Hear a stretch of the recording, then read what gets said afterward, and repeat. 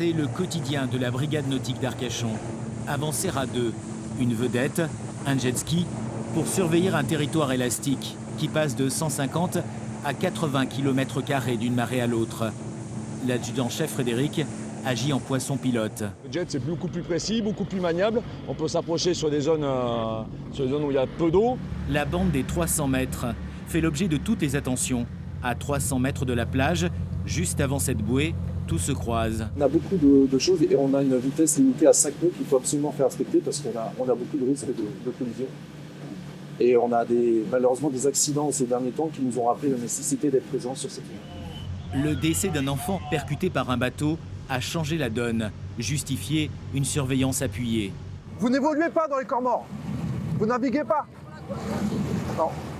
Sans cesse, les gendarmes rappellent la réglementation, font de la pédagogie.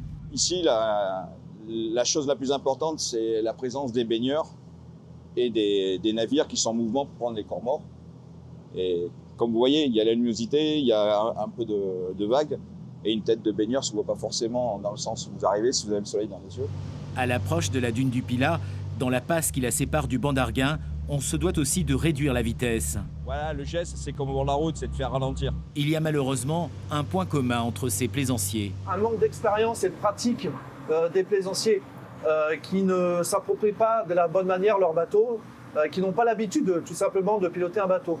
Et cela justifie des rappels quotidiens. La clé doit être désolidarisée du coupe-circuit. Et le coupe-circuit, vous l'accrochez soit à un passant de ceinture, soit à la main. Et les rappels s'enchaînent.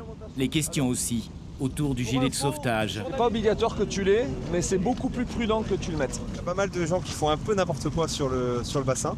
Donc je pense que ça calme un peu les gens foufous, donc c'est très bien. Mais tous ne le voient pas de cet œil. Alors ces gendarmes sont désormais équipés de caméras piétons, comme en ville. Ils le savent, l'été, les comportements urbains s'invitent sur le bassin.